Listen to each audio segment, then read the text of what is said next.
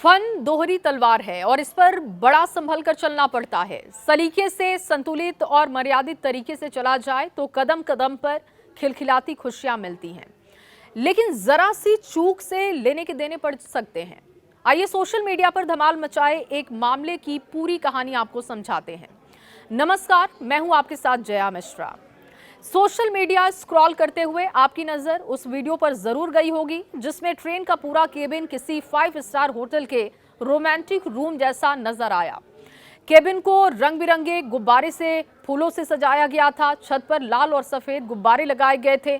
फर्श पर गुलाब की पंखुड़ियां बिछा दी गई थी और बेड पर गुलाब की पंखुड़ियों से दिल का डिजाइन तैयार किया गया।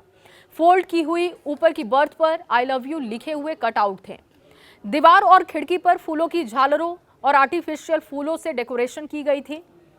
पूरा केबिन एक रोमांटिक और हनीमून थीम का फील दे रहा था। ये वीडियो सोशल मीडिया पर जालना के एक इवेंट डेकोरेशन सर्विस प्रोवाइडर ने शेयर किया और यहीं से बवाल शुरू हो गया। ट्रेन के एसी कोच, खासतौर पर फर्स्ट एसी का कूप, अंदर बिना आधिकारिक अनुमति के गुब्बारे, फूल या लाइटिंग से सजावट करना।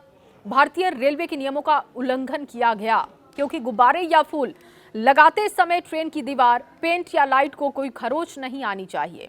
और इतना ही नहीं, केबिन में मोमबत्तियां भी जलाई गई थीं। रेलवे के मुताबिक मोमबत्तियों की वजह से ट्रेन में आग लगने का खतरा पैदा हो सकता था। बहरहाल, चलती हुई ट्रेन में हनीमून स्वीट बनाने का ये वीडियो इंटरनेट पर खूब वायरल हुआ। हालांकि सुरक्षा में इतनी बड़ी लापरवाही पर रेल मंत्रालय का हंटर भी चला। रेलवे ने मौके पर तैनात जिम्मेदार चीफ टिकटिंग इंस्पेक्टर को सस्पेंड कर दिया और साथ ही साथ हाई लेवल जांच भी इसकी शुरू कर दी गई। मगर इस कार्रवाई के बाद भी लोगों की नाराजगी कम नहीं हुई। सोशल मीडिया पर ऐसा करने वाले कपल को भी सजा दिए जाने की मांग उठने लगी। अब ये मत पूछिएगा कि उस शख्स को ट्रेन में ही हनीमून मनाने की क्यों सूझी। ट्रेन में हनीमून मनाने का ये आइडिया एक नवविवाहित जोड़े का खास रोमांटिक सरप्राइज था, लेकिन अब ये कपल फंसते हुए दिख रहा है और ये जो इनका अंदाज था, ये गले की फांस बनता हुआ नजर आ रहा है। चूंकि पारंपरिक भारतीय शादियां बहुत बड़ी और व्यस्त होती हैं और इसीलिए शादी के बाद ही भागदौड़ और रस्मों के बाद हनीमून न्यूली वेड कपल्स को सुकून के कुछ पल साथ बिताने और इसके साथ साथ दूसरे के साथ सहज होने का मौका भी देता है। यही वजह है कि हाल के दशकों में हनीमून कल्चर बहुत तेजी से बढ़ा।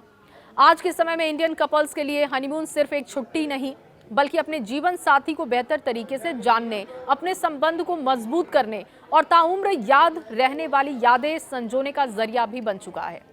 और तभी ऑफ बीट जगहों पर हनीमून मनाने का प्रचलन बहुत तेजी से बढ़ा।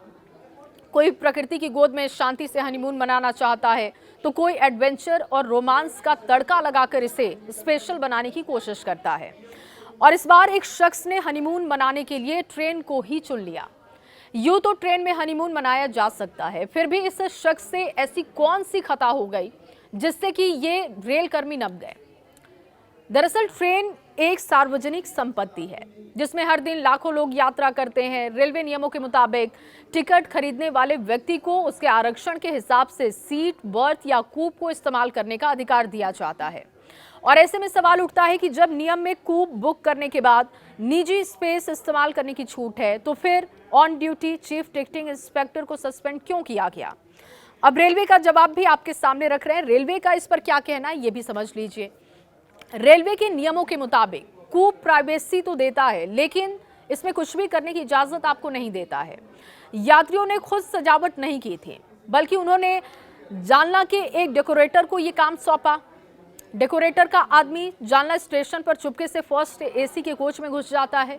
उसने रेलवे प्रशासन को कोई जानकारी इसकी नहीं दी और किसी भी बाहरी व्यक्ति का इस तरीके से ट्रेन में घुसना यात्रियों की सुरक्षा के लिए गंभीर खतरा हो सकता है।